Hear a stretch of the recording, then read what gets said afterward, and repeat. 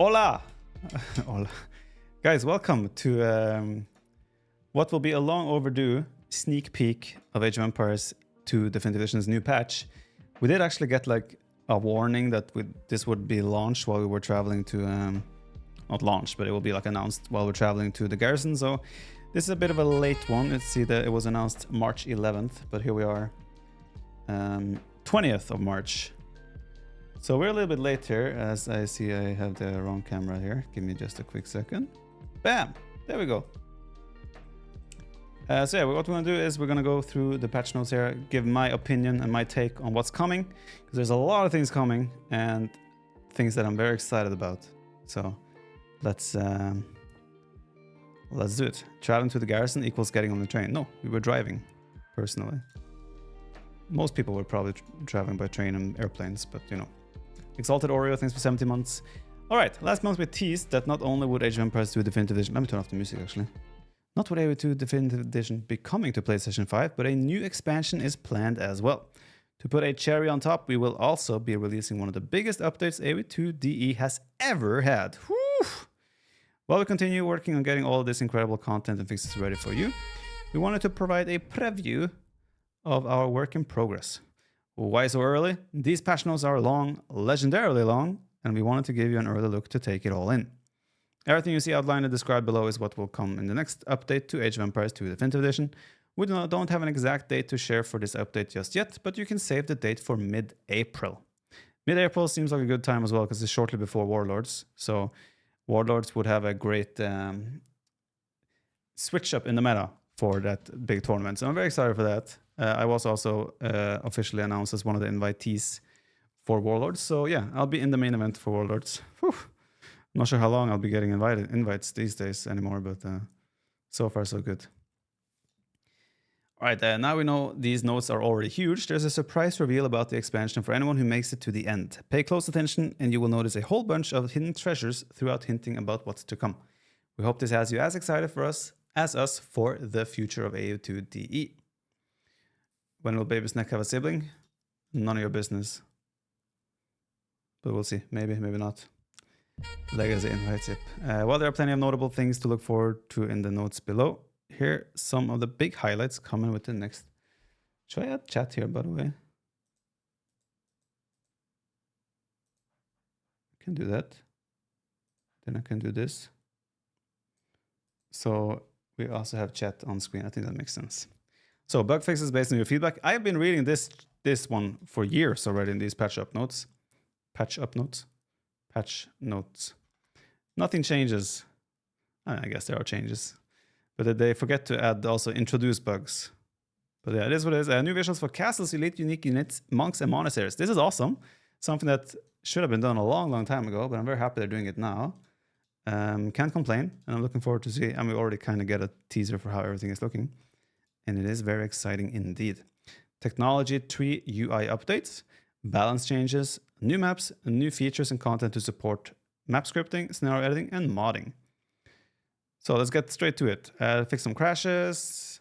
I think these are things we can kind of skip. Using assisted farm placement no longer causes frame rate drops. What is assisted farm placement? Is that when you do the auto farm? I don't know. Fix an issue that prevented the game from opening Steam. Okay, graphics. The projectile spawn point for elite Janissaries and royal Janissaries units to be lower than intended. Okay. Okay, skip. Ungarrison sound is no longer played when units get spawned by cheats or technology effects. Okay. Added individual complexity ratings for historical battle scenarios. Okay, cool. Fix an issue where a Stonegate button in the build menu did not have a red glow when the player could not afford it. Okay. For monks with relics, the follow button now appears on the same button ID as for other units. How do people come across these things? I never understand that. The faster work rate of Spanish builders is now reflected in their displayed on UI work rate. Okay. Fix an issue where the scenario select button upward. Okay. Regeneration rate display for buildings if extended. Okay, that's cool. All right. Again, there will be a link to this in the description of the video if you're watching this on YouTube or whatnot. If you want to read everything in detail, I'm kind of jumping to the juice that I'm interested in. Hotkey. Monks ordered to pick up a relic are no longer selected by select all military units. Was it actually? I didn't know that was the case. The hotkeys for selecting all are going to next hero units. Now work for... Okay. Whoa, what happened? Oh, I'm doing zoom for some reason. Rename change weapon hotkey into change mode and added a second instead of this hotkey. It can be used for assigning different hotkeys to switching to specific weapon mode of the unit. For example, melee and range Ratha modes. This has been... I've been waiting for this forever. We were suggesting this years ago. Now it's finally here. So Ratha, they were already broken, kind of, and now they're going to be even better. That's going to be super nice to just be able to, like, I want them in melee mode, so I'm just going to click this key. Not to, like, toggle back and forth to figure out, are they range, are they melee mode? So yeah, thank you for that one. It makes a lot of sense. And who knows, maybe we get more units with this type of configuration. So good stuff. Renamed unload 2 hotkey into unload siege to avoid ambiguity. That makes a lot of sense. Xbox, I'm skipping that. So new visuals. This is something that I personally, I play the game competitively, right? I don't really care too much about how things look, but look at this. Age of Empires 2 Definitive Edition have never ever let us down with how nice visually castles look like, for example, right? And if we zoom in a little bit here, these new castles also look so sick. And the fact that almost, is it like 25 new castle visuals. So that every single civilization uses its own unique castle. Here's a sneak peek at a few of the new castles. Can you guess which civilization they belong to? I'm not going to start guessing, but it looks so sick. This looks like maybe the Saracens. I just said I wasn't going to guess. I'm not going to guess. I suck at this. But yeah, these again look so sick. And I kind of want to just see their destroyed animation because they look even better. Japanese should be easy. Well, this should be Japanese, right? This is probably some Chinese. I think that's Saracens. I'm not going to bother with the rest. I guess this could be Saracens. Maybe Persians? No, I'm not going to try. All right. Unique unit visuals. This is also one thing that I think has been coming for a long time. Every elite unique unit now uses a different visual compared to its non-upgraded counterpart. With Teutonic Knight helmet crests, samurai banners, or Janissary hats, defeat your opponents with more style than ever. This is also super sick because, I mean, now we actually can play the game and we don't even have to constantly click units to see if they are elite or not. Now they will have a visual representation, just like an archer to a crossbow, a crossbow to an arbalest, and so forth. Knight to a cavalier, right? So every single unit now, elite, will look different. And I think that is super cool. And I mean, look at this Teutonic Knight here. That looks so sick. Probably some people will be confused at first and be like, what the hell is this unit? Berserker looks sick as well. Janissary looks sick with the hat. So this is an amazing change. And I think this is also going to add to the viewing experience because you will now get, you have an easier time to see if they are elite or not on first glance without the casters pointing it out or asking in chat and this and that. So this is also a very cool upgrade, and I can't wait to see how all of them look like. A few units have now received a new non-upgraded visual: Ballista Elephants, Longbowmen, Shotler Warriors, Plumed Archers, Kamayuks, Caberos, and Water Raiders. I guess it's because the elite unit will look... Oh, they already showed the elite here. This one looks more similar to the current castle one, right? This one now has this kind of different hat, so that's cool. Shotler Warriors as well look like they get a bit of an upgrade in armor.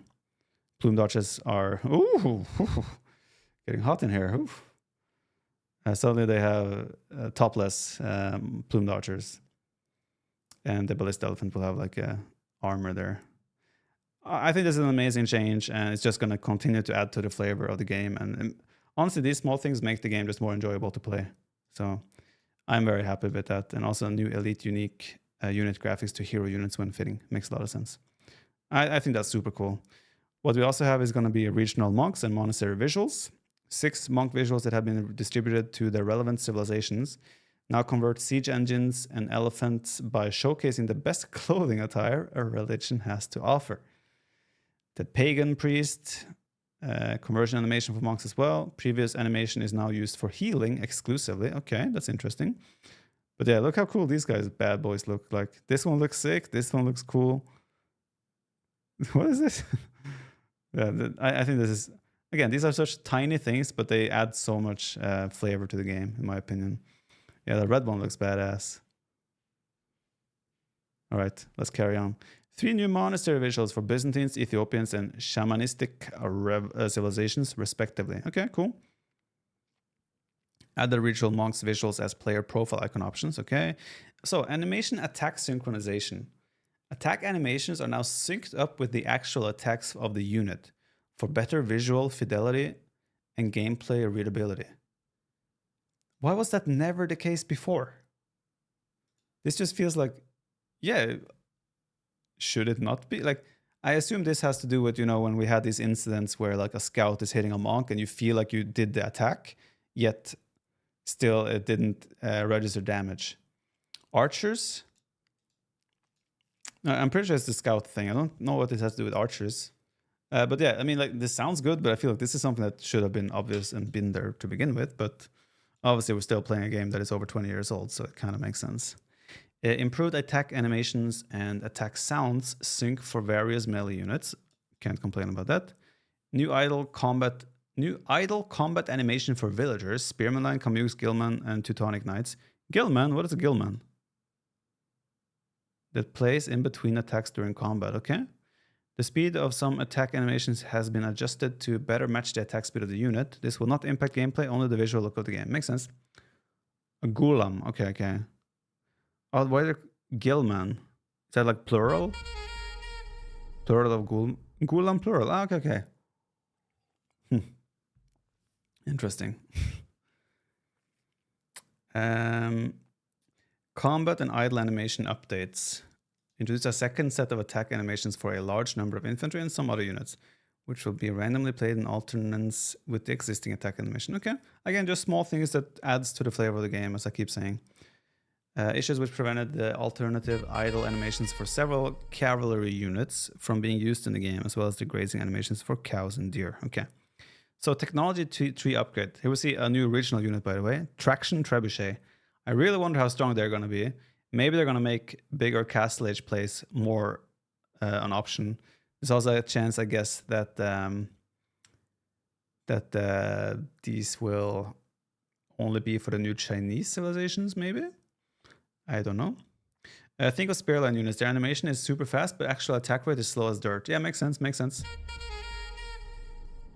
Color keys for regional units, regional buildings, and unique buildings. That's actually really good. When you just want to find quickly like a special unit or building of a civilization, they will now have a distinct color in the tech tree. So that is a very good. Pasture. We have another new technology coming. They keep teasing us here.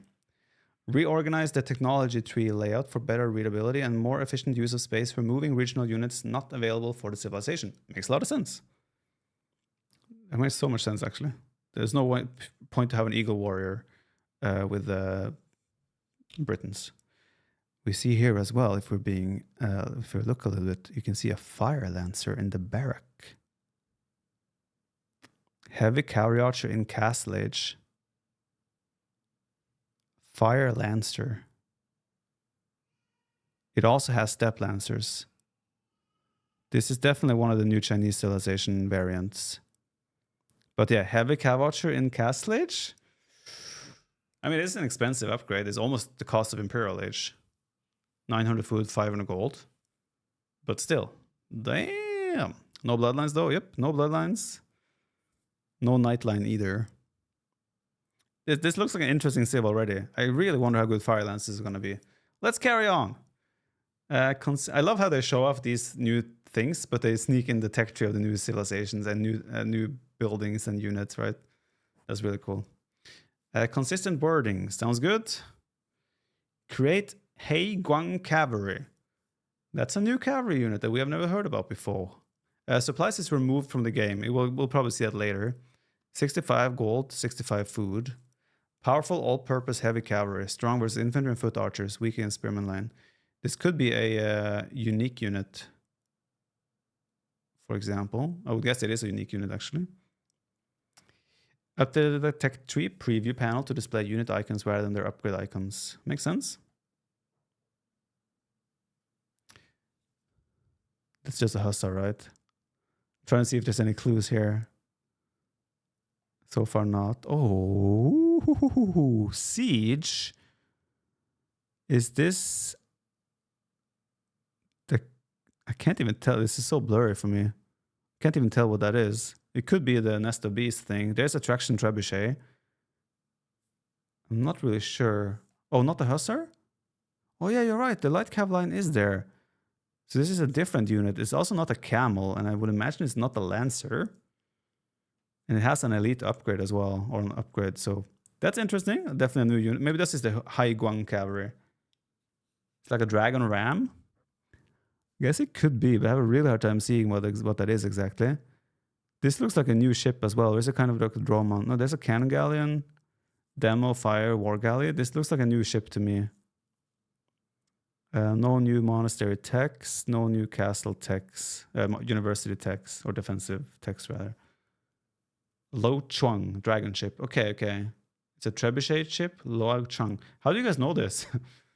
Is it out there somehow or what? Fixed hounds trebuchet accuracy bonus description alongside a consistent wording pass. Good guesses? Ah, okay, yeah. Yeah, I see.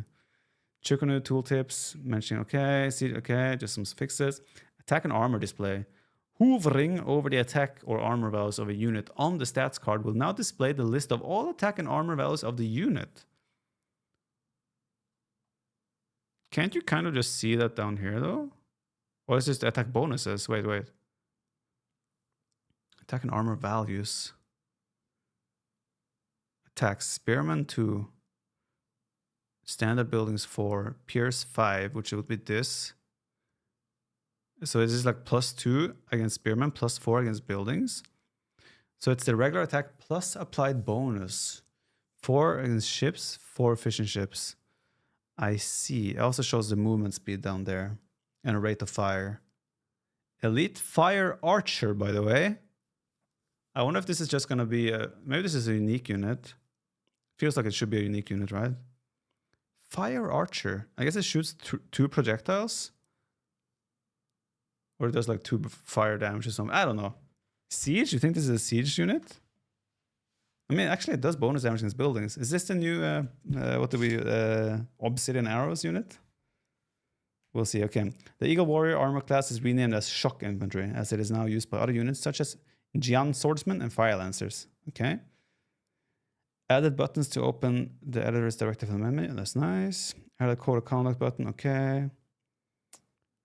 Okay. Gameplay. Bridges and bridge pieces are now visible from the game start in games with Explore Map Reveal. Makes sense.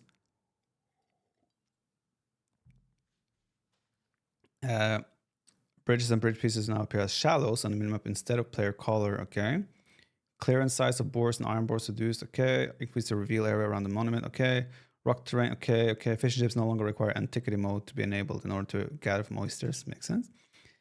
Oh, maybe they add oysters to regular games then as well, or regular maps. Will be weird, but maybe. Handicap no longer provides bonus damage increase. Okay. Makes sense actually. Idle villager button while holding down shift now selects all idle villagers. But there was already a kind of way to do that. That's actually what I use already.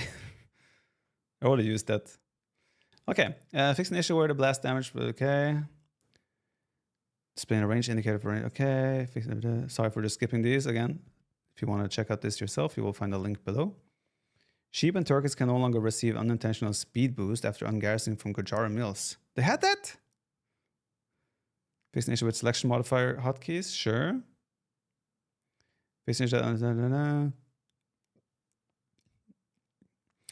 Oh. Deposit any resource type in any drop-off location, including dock. So can you no longer do the trick then where you like make a... Let's say you carry 10 gold, you turn him into a fisherman and you can drop it off at the dock? Maybe that still works or doesn't work anymore now. I am not sure. Read the third fix, please. Fix an issue causing villagers garrisoned in town centers to sometimes automatically shoot boars. I see. That is a good change indeed. There is a bug where the user interface disappears sometimes when you do that. Fix an issue that prevented town centers from firing the full volley of arrows if ungarrisoned too quickly. Okay. Those changes are good for sure.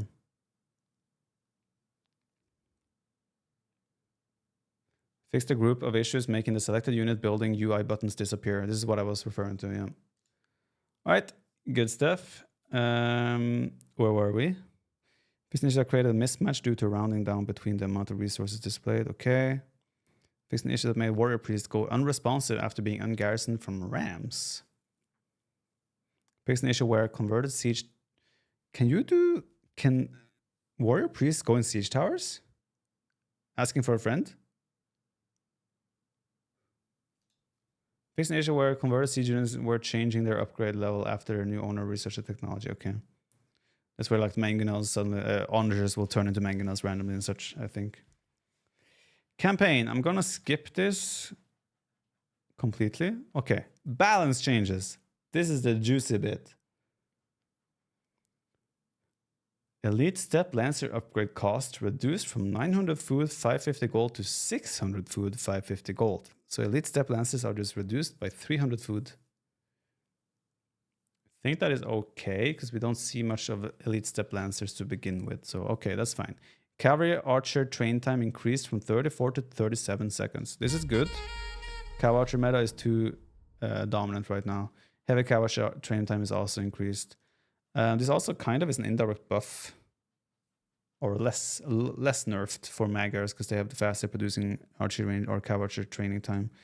So Maggers, Cav Archers will still do pretty good. Elite Elephant Archer cost changed from 80 food 70 gold to 60 food 80 gold. So they are 20 food cheaper but 10 more gold expensive, which turns this unit into a team game unit, in my opinion, because it's cheaper on food but more expensive on gold, which makes it less viable in 1v1s. But I think that's fine. I think it's already kind of a team game unit. Not too many civs have this anyway, right? So that change is okay. Transport ship garrison capacity increased from 5 to 20. Let me have a sip of coffee and we can discuss that.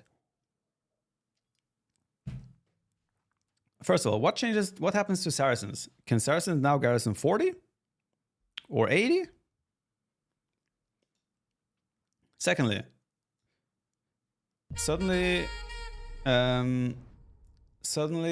like strategies on maps like Team Islands or other water maps in general, suddenly you can fill that up with 10, 15 units in the feudal age, or like what I'm imagining. Okay, Team Islands, right? 4 Team Islands. One guy makes 10 scouts, one guy makes 10 archers. Bam, we land 10 scouts, 10 archers. One guy sends 10 villagers from Teutons with 3-4 scouts and 2-3 archers. Bam, you have a 10 villager Teuton tower rush with army support. Sicilians, donjons, sergeants. There's a lot of things to do now, potentially, with the transport ship, which will definitely spice up water/island meta and make options there possible without investment. I'm just wondering what happens to Saracens bonus for guys ship. And I also think, like, while I like it, I also wish that maybe they didn't go so extreme. Maybe they should have made like the default 10, and then you can still get another 10 from careening, for example. 5 to 20 feels like an extreme. Saracens have always been +5, has it? So they're gonna just get 25. That's a garbage bonus, but okay. I would have liked to see us maybe to like 10 and then take it from there. But okay, let's see what happens. Obviously, then careening and dry dock no longer improve transport ship garrison capacity. It makes a lot of sense. Saracens X2. Yeah, that's what I thought. I thought it was X2. So on paper, they should now get 40 carry capacity, which is insane as well, actually. Trade cart base movement speed increased from 1 to 125. Trade cog movement speed increased from 132 to 165. Caravan effect reduced from trade units plus 50% movement speed to trade units plus 20% movement speed, which is just to like make trade more viable early on without caravan, while also having caravan reach the desired effect. So I think that's a very good change, and maybe it will encourage some more trading even in feudal age, for example, on certain maps. I can see like Michi, for example, you can start trading already in feudal age and it's not going to be bad. Siege tower conversion distance reduced to 0.5 tiles, same as Rams. Okay, so you can no longer convert siege towers from distance. Buildings garrisoned with villagers no longer fire fewer arrows after researching range attack upgrades. That makes a lot of sense. Mangonels now deal -1 damage to monks.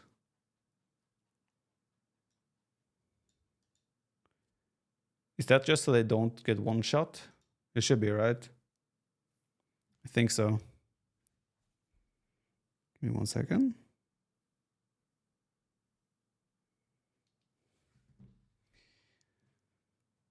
Yeah, you can't one-shot them anymore. Okay, makes sense. This improves consistency for monks with Sanctity of Research, as they will no longer randomly die due to direct hits from mangonels. Makes a lot of sense. I like that. Infantry upgrades. Supplies removed. So supplies is completely gone. This is a big one, by the way. Infantry are receiving a massive overhaul in this patch. And I mean, I can share my overall thoughts on that a bit later. But yeah, let's see. Supplies removed. And the militia line cost is now reduced from 60 food, 20 gold to 50 food, 20 gold. When you have supplies researched, the cost is 45 food. So it will be more expensive overall, but it's cheaper early on, which means militia line has been buffed. And yeah, well, let's carry on. Man at Arms, Longswordman, 200 Swordsman, and Champion base movement speed increased from 0.9 to 0.96. If I'm not mistaken, this is the same speed as an archer? Question mark? It's the same speed as archers, exactly. Which means if melee pathing improves slightly and they don't bump into each other and constantly freeze, Men at Arms will now be able to kind of chase down archers, and not chase down, but if archers want to constantly hit and run, especially in low numbers, the risk of being caught and hit is way higher. So let's see. It is a good change in my opinion though. Two-handed Swordsman. Upgrade cost reduced from 300 food, 100 gold to 200 food. Man, that's so cheap for 200 Swordsman. It also makes Armenians with 200 Swordsman available in the Castle Age. That's a very cheap upgrade now. Celts can outrun archers now. Yeah, for sure. Upgrade research time reduced from 60 to 45 seconds as well. And HP increased to 65. Champion upgrade is also reduced by 100 food. And the upgrade time is also reduced by 15 seconds. And the attack is increased to 14. Armenians with champions and 200 swordsmen in Castle Age could be insane now. So we'll see. And another big one, Arson has been moved to Feudal Age, and the cost is reduced from 150 food, 50 gold, to 75 food, 20 gold, 25 gold. So it's a 100 resource investment to get Arson, which has extra damage, attack damage to infantry against buildings. So I mean, if you have like 5-6 men at arms, this might be always worth it, because you can just melt buildings probably. Eagle Scout train time in Feudal Age reduced from 60 seconds to 50 seconds, which feels fine because Eagle Scouts kind of feel a bit underwhelming in Feudal Age, so I have no issues with this. Also, kind of Mesocivs have fallen off a little bit in Castle Age even, so I think if they can have 2 or 3 extra Eagles upon hitting Castle Age, I think that's completely fine. Feudal Arson Rush will be cancer on the ladder. Very likely, but we'll see. Oh, I'm not sure if I want to go to this one. This one is actually brutal. So, Jaguar Warrior, attack increase from 10 to 15. That's a 50% attack increase. Elite, 12 to 19. Bonus damage against infantry reduced from 10 to 5. Elite, 11 to 6. Fair enough. But now, gain +1 attack when defeating a military unit, up to a maximum of +4 attack. This is going to be an incredible snowball unit. If you keep killing units in front of you, especially like weak units, you will just gain attack, and you can get +4 attack on top. So you can have 19 +8 +4, right? 27, 31. So it should be 31 attack in total on a Jaguar Warrior, unless they change Garland Wars or something like that. 31 attack! And there's bonus damage against infantry as well. So you're two-tapping halberdiers. You already clapped halberdiers, but now you're just like boop, boop, and the halberdiers are gone. This is insane. Jaguar Wars just in general are gonna be super sick in the right circumstance. I don't think this is something like, oh my god, they're so broken, nothing can kill them. Please nerf. But it is a very, very significant upgrade. And Aztecs late game, now I think Jaguar will become a common unit again. in that circumstance. So yeah, that's cool, but also a little bit scary. Yeah, you have to defeat a military unit to get the bonus. So you cannot go around and kill villagers, for example, or trade carts. But yeah, insane. I'm excited to see how that plays out. Aratha, HP reduced from 105 to 100. Slight, just 5 HP nerf, but I think that's justified. Aratha are incredibly good, and also they got a slight increase in training time. That's fair. Bulgarians, dismounted conic. Armor increased from 2-1 to 2-2. Not the biggest change in the world, but I think that's also fine. Burgundians, Flemish militia, okay, can now be trained at the barracks starting in feudal age. I'm just trying to see, is Flemish militia no longer a unique tech, like Flemish Revolution? Because I don't see anything mentioned there. Did I just pull, it is? So you can still do it. But you can now train Flemish militia from the get-go as well. I was hoping I sent Flemish Revolution into oblivion with my attempt in Garrison. But okay, I guess not. So Flemish militia can now be trained at the barracks starting in feudal age. Cost changed from 50 food, 15 gold to 30 food, 30 gold. New stats. 45 HP, 5 attack. 1-1 armor, +6 against cavalry, and +4 against camels. So there's a big argument that you rather want to make this unit rather than a spearman in the opening in feudal age to even defend against a scout rush, right? With 1-1 armor as well. Imagine it. Could you play like full scouts, full Flemish militia? I mean, they're super cheap on food. So can full scouts, full Flemish be a viable strategy in feudal age? I'm not sure. Yeah, 30 gold is significant in feudal age, but 30 food is very cheap. We'll see. It seems like a fun thing to check though. In Castle Age, you get 10 more attack, 10 more HP, 3 more attack, and extra bonus damage. And Imperial Age, slightly more once again. So it also has Spearman armor class now, which means there will be units that do bonus damage to this unit. Yeah, stats not too shabby. It's a similar kind of follow the pattern of the Sergeant a little bit, where you get stat increases as you advance. I don't hate this. I think this is completely fine. I just really wish they would still get rid of Flemish Revolution.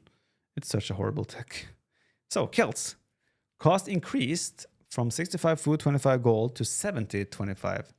The base movement speed has been decreased, and the elite War Raider base attack has been increased by 1. Infantry movement speed civilization bonus adjusted from 15% faster in feudal age to now like increasing over time.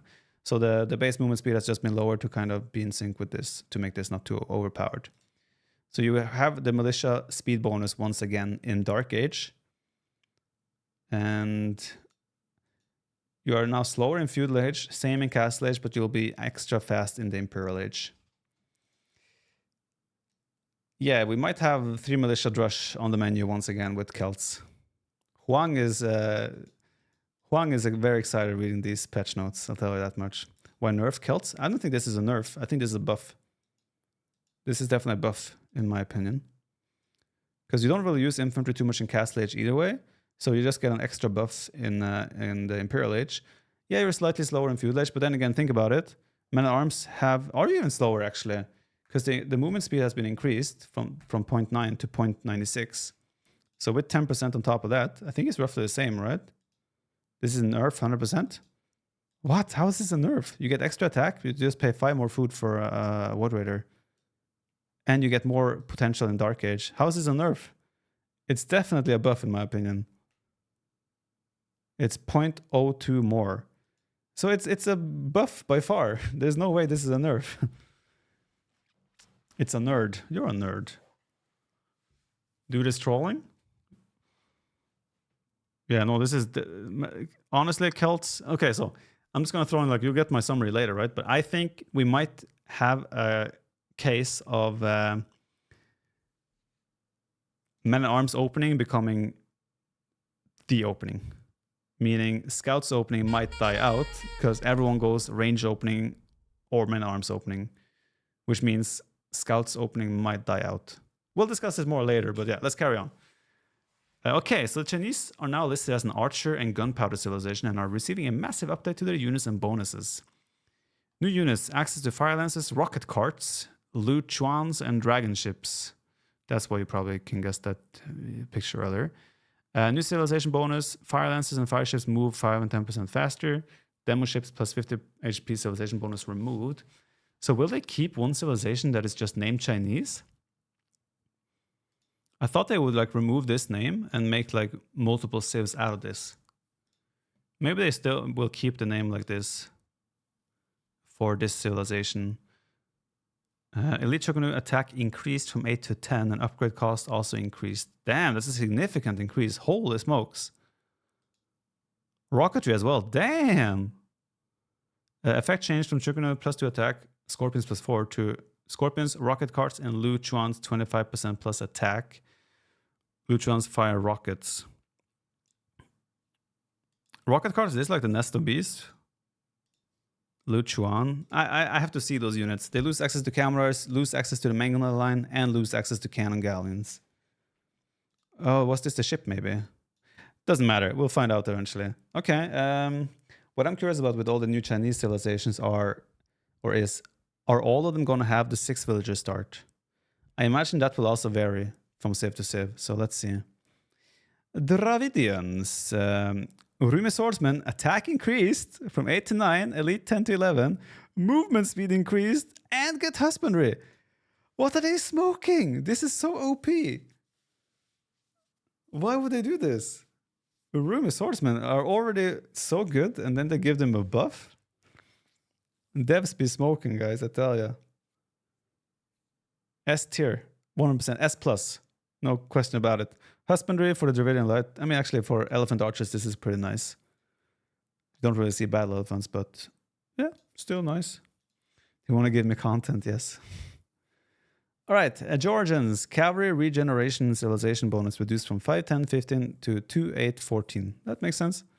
This has been the main thing that makes Georgians so powerful. It's just that their scouts in feudal age just carry so much potential. And this is a good change. I would have liked to see them touch them more, because they still have so many ridiculous bonuses that I would still like to see them pulled back a little bit more. But this is a good start. See how they feel after this. I still think there are civs that can match Georgians, but Georgians are just so strong still. Goth. Elite Huskal or Huskals. Base cost reduced from 80 food and 40 gold to 75 food, 35 gold. Train time at castles reduced from 16 to 13 seconds. The infantry discount per age civilization bonus reduced from 20, 25, 30, 35 to 15, 20, 25, 30. That makes sense. They kind of have to do that in order to not make Goth too OP, given that the infantry overall is getting such a buff. So yeah, this makes sense. And they also lowered the Huskal cost a little bit to not get impacted by this too much. Huns. Tarkans. Attack reload time reduced from 2.1 to 1.9.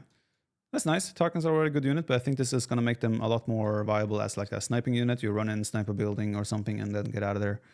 Otherwise, I don't think it changes too much. Of course, they do get a little bit stronger. Ooh, Italians. This one is spicy.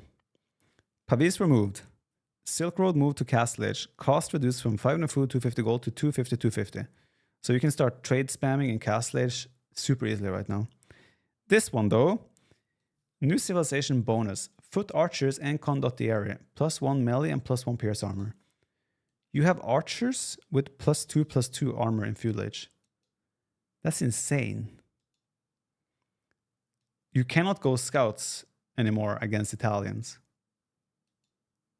You have, like, I feel like you have to open skirms. Anytime you play against Italians, you have to go skirms. This is such a crazy strong bonus.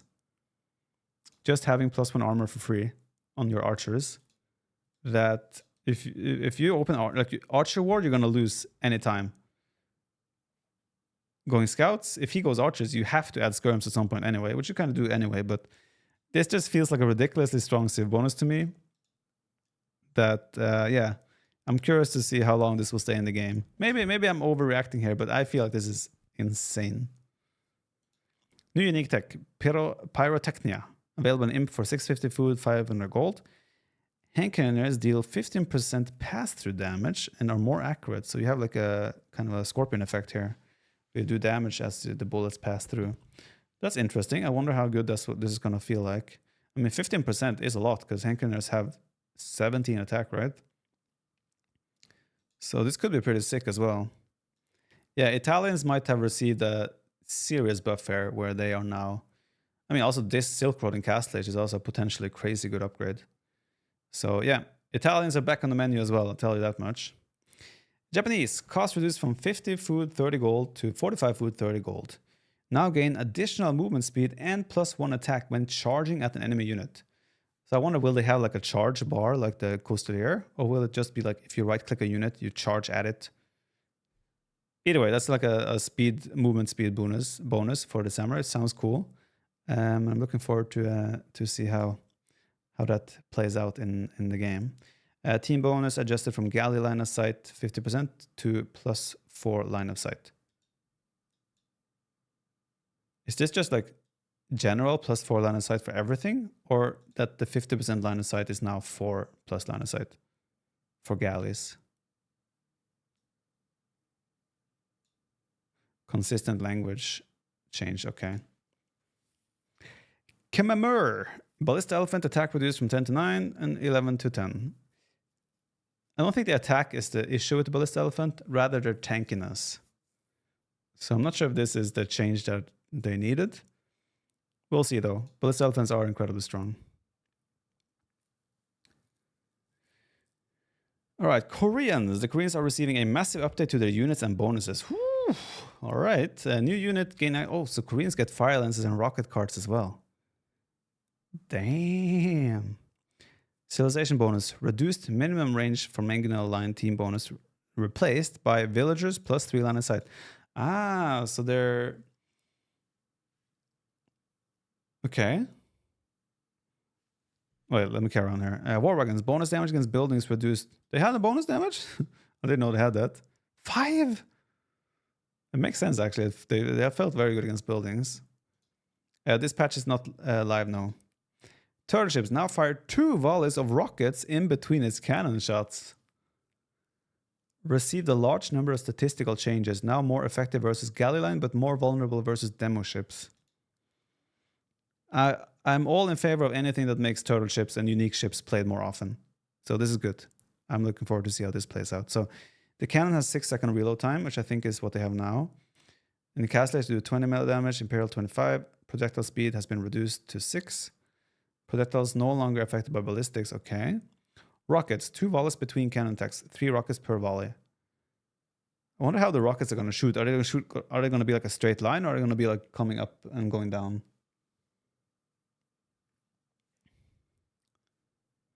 Viper, are you faking your reaction, or is this the first time we review this? I read through this like a month ago, and since then I have not. So I've obviously forgotten everything in between, but I have some idea of what was happening in here. I just don't remember the details. So this is kind of a fresh reminder, let's put it that way. Rockets are probably like mangonel projectiles. Yeah, probably. So 6 pierce damage +7 against buildings. Ooh, that's actually solid. They have 3 rockets and they all have +7 against buildings. +5 against ships. +8, 7, and +6 in imp. Armor. Cast Age 6-7, +8 against ship armor class. And Imperial Age +10. Okay. Man, turtle ships seem real sick here. I assume you can still make elite, yeah. Turtle ships might be a new common ship we'll see in the late game as well. So, I don't know. Looking forward to see how that changes. So, Shinkishon. Cost change from 800 wood, 500 gold to 1100 food, 800 gold. That's expensive. So, mangonel line +1 range has been changed to rocket carts and turtle ships +1 range. Fire additional rockets. Koreans lose mangonel line. Having Koreans played without mangonels, onagers, or siege onagers is gonna be so weird. It has been like one of their most recognizable units for so long. So yeah, these rocket carts better be good, I tell ya. They better be good. Malay, team bonus adjusted from docs 100% line of sight to +6 line of sight. Okay, so I think this is also probably just like language correction thing, consistent language update. Portuguese, Oregon, HP reduced from 6 to what? Actually, this makes sense. Oregons are pretty strong, so I think this is a fair change. 10 less HP, doesn't hurt. Romanos, Legionary gets the same speed upgrade as Militia Line, makes sense, and they lose access to Arson, which every other is actually no. Every other civ has no. Actually, how many civs have Arson? Romans lose it though. Okay, interesting. 2 mega hits or 1 enough? I think you need 2. But I think you already needed 2. I could be wrong though. Sicilians, sergeants, cost changed from 50 food, 35 gold to 60 food, 25 gold. So more expensive on food, but less expensive on gold. Not sure if good or bad. It's good for late game. It's bad for early game, essentially. Early game food is a more valuable resource potentially in Feudal Age, arguably, compared to gold. So early game, bad. Late game, good. Movement speed also increased. Not quite as fast as the militia line, but almost. Armor change. Feudal Age from 2-2 to 2-1, so it'll be slightly worse against Archer line. Same in Castle Age, but better against melee. And then the Elite in Imperial Age is also better against melee, but slightly worse against range units. Okay, so range units will be more reliable counter to sergeants going forward, which I also think is fine, because sergeants are so strong when they have like that power spike. Dungeon can now be built starting in Dark Age. Dark Age statistics: 625 HP, 0 out of 6 armor, and cannot shoot any arrows until Feudal Age. Well, what we're gonna do with this is I'm gonna sneak around my opponent and build like 2 or 3 dungeons around their base, and then when I hit Feudal Age, surprise! That's gonna be fun. But yeah, I think this is a good idea, because then like you're not forced to do the barracks. Because now the issue with the dungeon being the prerequisite for a range or a stable is you can only build it starting in Feudal Age, which means the range for the stable comes so slow. But now you can build one or build them in Dark Age. Yeah, there might be I agree with that matrix. There might be a good reason or argument that you can be limited to 1 dungeon in the Dark Age. But yeah, we'll see. I think also like if you're doing, let's say there's a Shorefish map, you can do a dungeon in Dark Age to be safe. And then you can buy some time hitting Feudal Age. I think that is very nice. They have potential on a lot of maps now, essentially. While Sicilians were already able to build dungeons to unlock archery ranges and stables in the Feudal Age, the delay timing was too restrictive for many strategies to be viable. I agree with that. Slavs, free supplies and Gambeson's civilization bonus changed to free arson and Gambesons. Slavs will be hitting hard right away now, hitting Feudal Age. Those militia will take down buildings so fast. Spanish, missionary, now affected by cavalry armor upgrades. Ooh. That's solid. They're going to be fairly tanky now as well against crossbow, for example. Maybe missionaries are back. Missionaries might be legit. We'll see. Teutons, Teutonic Knights HP increased to 90 and Elite to 110. And conversion resistance also increased. So they're going to be way harder to convert and they have a little bit more HP. They're still going to be shit. Vietnamese, new units. Oh, Vietnamese also get Fire Lancers. So there's a lot of civs that actually get the Fire Lancer. Civilization bonus. Archery range units plus 20% HP. Civilization bonus adjusted to archery range units and Fire Lancers plus 20% HP. Okay, depending on how good Fire Lancers are, we'll see. Fire Lancer is an infantry unit that can be built from the barracks in the Castle Age. I don't know their stats. Vikings, Berserk cost decreased from 65 food, 25 gold to 65 food, 20 gold. So just 5 gold cheaper. That's fine. Chronicles. I'll just like corrections and such. Okay, I'm skipping this. Campaign skip. Is there anything else that I'm interested in here before we make like a summary here? Damn, there's a lot of scrolling. 2 new random maps, Glade and Fortified Clearing. Fortified Clearing is a tournament map, but I'm happy to see it also introduced in... so this can be now in the map pool. I like that. Because this is a very cool cool map in my opinion. Glade So you kind of start in a pocket of a forest, and there's a relics golden stone in the center. I wonder how easy it is to wall, but it looks like an interesting map, so we're gonna see that. See there. Added one new real world map, Great Wall. Okay. The chicken. 7 quick start map variations where players spawn with 6 additional. So this is 9 villager start, right? Quick start.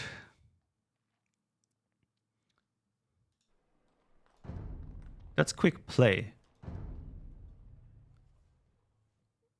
What would be quick start? Is that going to be its own game mode? Or is this like part of the quick play? Maybe it replaces quick play even. Will it have ranked? Arabia Arena, Black Forest, Fortify Clearing, Glade, Nomad, Runestones. It could be that they're just maps. 3 where players start with addition of 6 villages. Yeah, I know. It says 6 additional, so it's 9 villages start. Map variations. So it's just a map you can select to have 9 villagers start, I guess. So it's not going to be in the ranked map pool. Okay, that makes sense actually. All right. The player forest distances are now much more equal between all players in Arabia. Forests have been made generally larger. The furthest player forests have been pushed slightly closer. Resources now generate much more unpredictably and naturally. For 2-player games, neutral resources now generate more towards the center of the map. For 2-player games, the spawn distance between players and the general location is now more varied and unpredictable. Huntable animals now spawn randomly between 20 and 28 tiles from players' town center instead of randomly between 23 and 27. There's now a chance that huntable animals generate in groups of 2 and 4 instead of only 3. Okay. I wonder though, is this going to be the same for both players? Like, let's say mine spawn 28 tiles. Is it also going to be 28 tiles for my opponent? Because that's what will be fair. But if mine are 28 tiles and his are 20 tiles, that's obviously not fair or not good. Because then you have just increased the variance and the randomness of RNG advantages. I would like them to be like random within a certain limit, but both will still have the same. Life isn't fair. Yeah. Don't you think the arena change for no deer push was just unnecessary? Wait, what? I haven't gotten there. There's now a chance that huntable animals generate in groups. Relics now generate much more unpredictably, but still reasonably evenly distributed between players. One relic no longer generates in the dead center of the map. Relics now scale more appropriately according to the map size. Introduce a 40% chance of new extreme elevation type on the map, which is more representative of the legacy map. Oof, legacy map was insane. That sounds scary. There's now a 50% chance that regular huntable animals will be replaced by a group of small, unpushable huntable animals.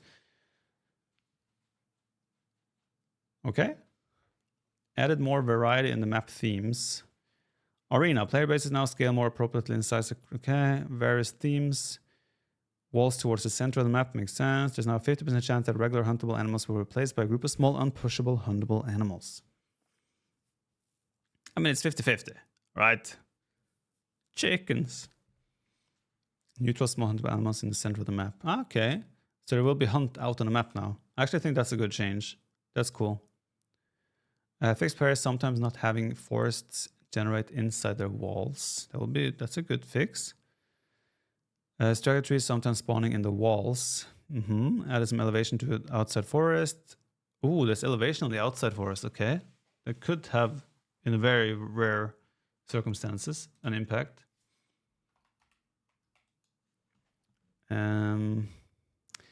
Black Forest, decrease the number of inaccessible areas. Okay.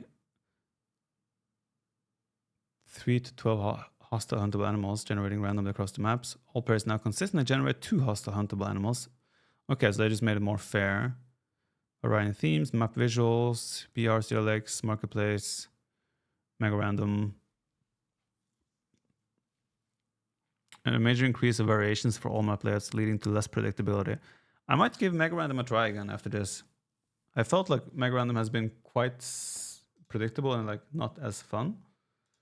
But I might give it a try again now after this.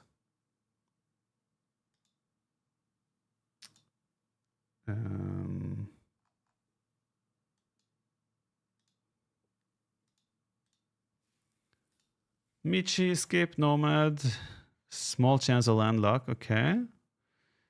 I'm just not interested to read all these map changes. Not sure if there's anything proper to see here as well. Lush bamboo, Asian pine, peach blossom.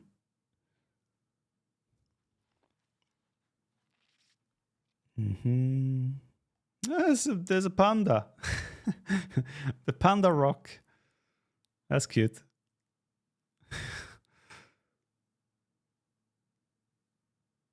How long does this animation last? Oh, he jumped. Oh. I guess he crawls around now and comes back around again. Oh.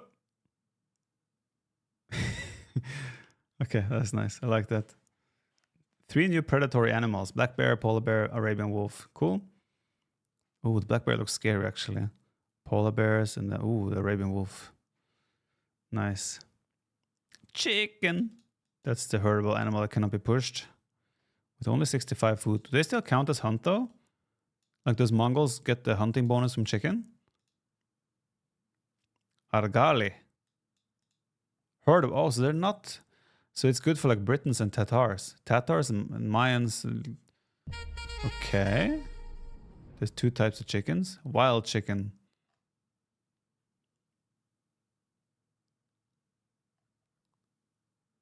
New bird.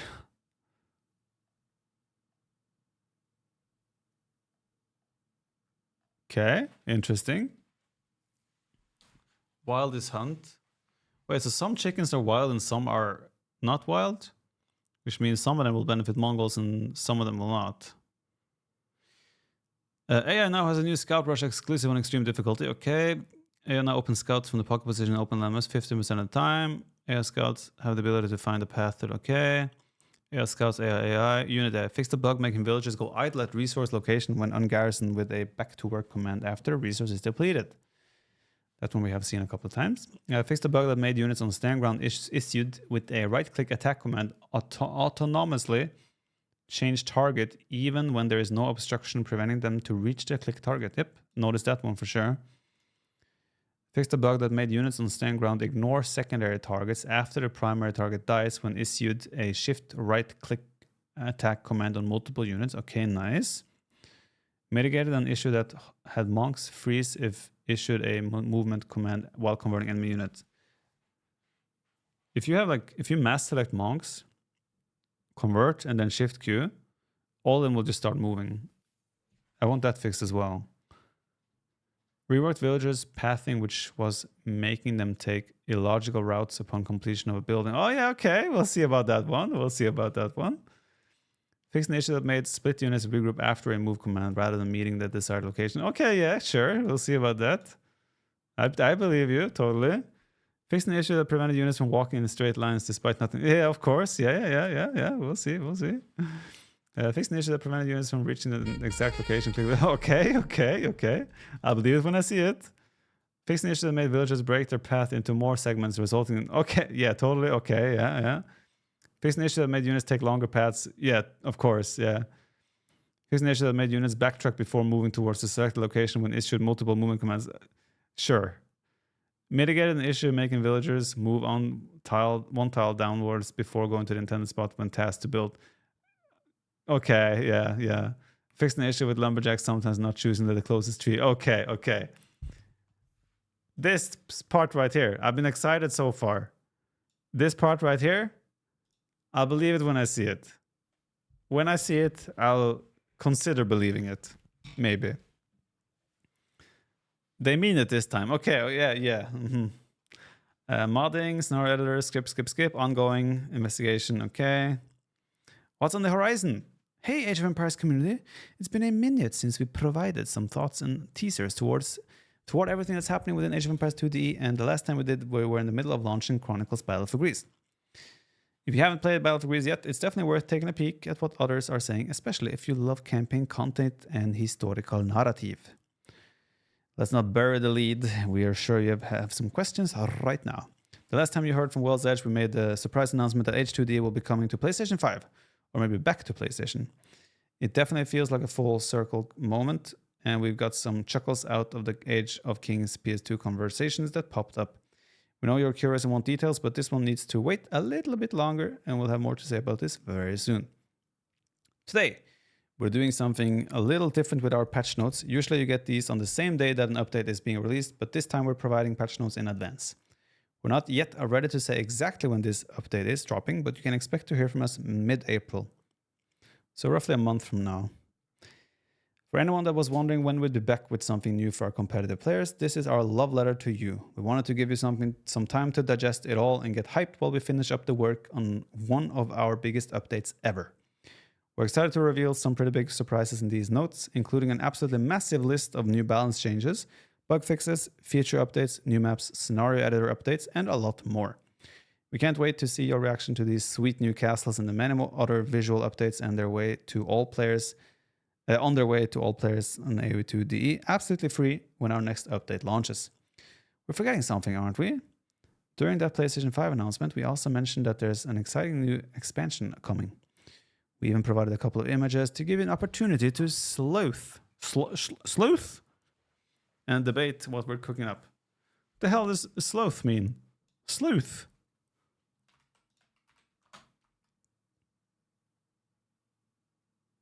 Sleuth. Meaning a person who investigates crimes, a detective. Why did you just say so? Why did you sleuth? Oh God, what did I do? And debate what we're cooking up. It's been fun for us to see what everybody is guessing at. We're not yet ready to share the full details, so keep your eyes peeled for a future announcement with a complete breakdown of everything included in the new expansion. For those that study today's patch notes carefully, you're likely to find some clues. We're not telling you where this information exists, and we're not doing much to draw any attention to it, but it's there. It won't tell you everything, but it will provide some entertainment while we wait for a more official rollout. I imagine that's what we picked up while we were going through it with the screenshots here and there. Oh, and maybe we can share this too. The next expansion of AoE2 will include 5 brand new civs, all playable in ranked multiplayer. Yes, you read that correctly. 5. Is that all the DLC includes? Nope. We'll be following up soon with more details regarding PlayStation 5 and the next DLC and news on the availability of this exciting update. We'd like to end things by reminding everyone how thankful we are for you, the Age community, and that it's our absolute privilege and joy to be able to develop this game and franchise for you. We love it as much as you do, and we're glad you're here. Vololo. Applause. So they're turning Chinese into 5 civilizations? That's nuts. Yeah, that was the longest patch review I've ever done because it was a hella big patch. Now, my only concern, like I'm excited for these changes and I cannot wait for the meta to be thrown out the window with the new civs and the new changes. And then also with that, also be able to like figure out the meta once again. However, I am a little bit scared that the men-at-arms / militia openings will become very dominant and kind of the only way to play. And therefore we have men-at-arms into archers or straight archer openings almost every time because men-at-arms opening is, generally speaking, fairly good against scouts. But now with the buffs, with them being cheaper, with arson available in feudal age, that might be too much. We'll see though. I'm not sure. There's also some crazy unique unit changes, like Jaguar Warrior comes to mind as well. But nonetheless, this update and patch is very exciting, and I am very excited to see what comes of it. And as I said, I think also if they launch mid-April-ish, it'll be shortly before Warlords. So that's going to make Warlords a very fun tournament as well, where everyone is going to try to figure out what's the best way to play the game once again. So I'm very excited for it. I think it's very cool, and hopefully you guys are as well. And we'll see if the pathing and pathfinding updates actually work. Or also we'll see if they introduce any new bugs and issues to the game. Nonetheless, I'm very hyped. Thanks for watching.